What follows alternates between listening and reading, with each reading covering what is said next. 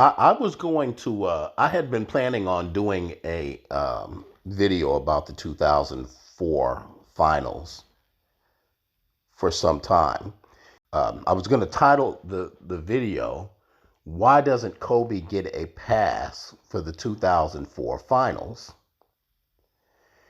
And just recently, I listened to a couple of videos on the 2004 finals, one by MJD and another, I don't remember who, but both of them went into the 2004 finals and essentially blamed Kobe. Um, and then I looked at the numbers. And as always, the truth is revealed in the numbers. Um, Let me say this. The reason I started this channel is that I have always detected this deep personal contempt that a lot of people have had for Kobe. A lot of people with major platforms seems to have had for Kobe. And I think it's very deeply rooted. It is nowhere near rational. Um, and I'm not going to get into a deep psychological analysis. What I will do is debunk narratives. So here we go. Um, Kobe famously shot 38% from the field during that season, during that series.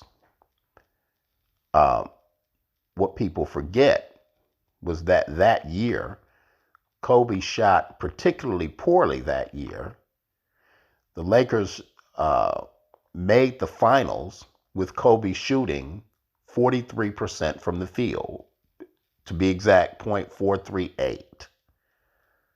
So barely 44% from the field was good enough for the Lakers to make the finals. So he shot 38% in the finals, which was a drop from 44% from the finals.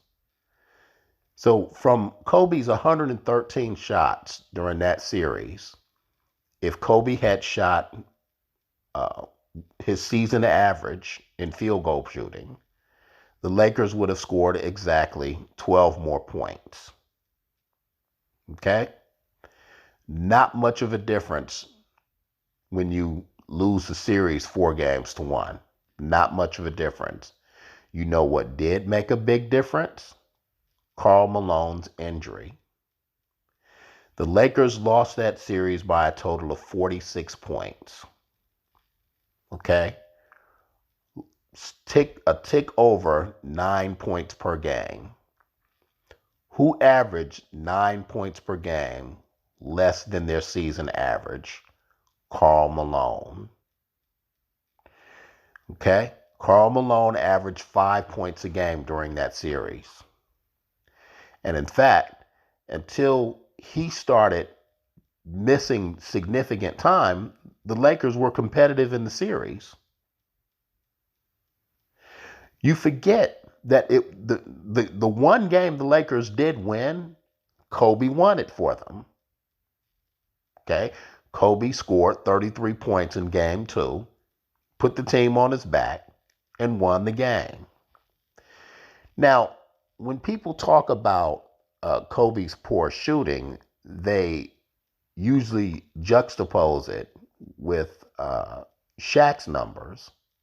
Okay? So the narrative goes, well, Kobe only shot 38%, while Shaquille shot 63% from the field.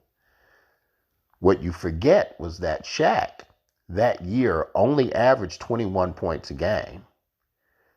During the finals, he averaged 26 points a game.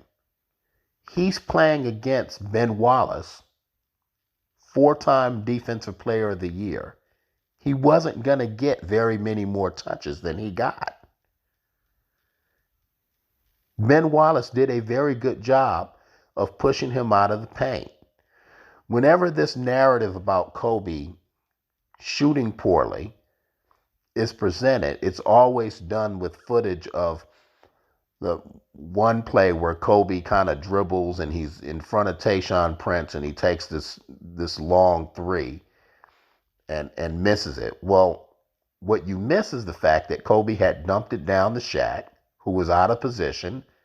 He kicks it back out to Kobe with like 3 seconds left, 5 seconds left in the 24-second shot. Kobe had no choice but to take that shot. It certainly is true that Kobe had a very bad series, but to say that he shot them out of the series is disingenuous and just nonsense. No. Karl Malone got injured. That was a very, very shallow team. In other words, no depth. Okay? Outside, the Lakers had essentially given up its depth to sign two Hall of Famers. Gary Payton had a terrible series and wasn't the same. It was nowhere near the defender that he was during his prime. Okay? But Karl Malone was still a borderline all-star type player. When he got injured, you basically had Kobe and Shaq out there playing against a full, very balanced Pistons team. I, I don't know what you want. I don't know what you want. By the way, let's talk about defense. You know who did actually have a particularly bad series that season? That series? Rip Hamilton. Shot 45% from the field during that season. He only shot 40% from the field during that series. Okay? So this narrative about Kobe shooting the Lakers out of that finals, it's just false. It's just false.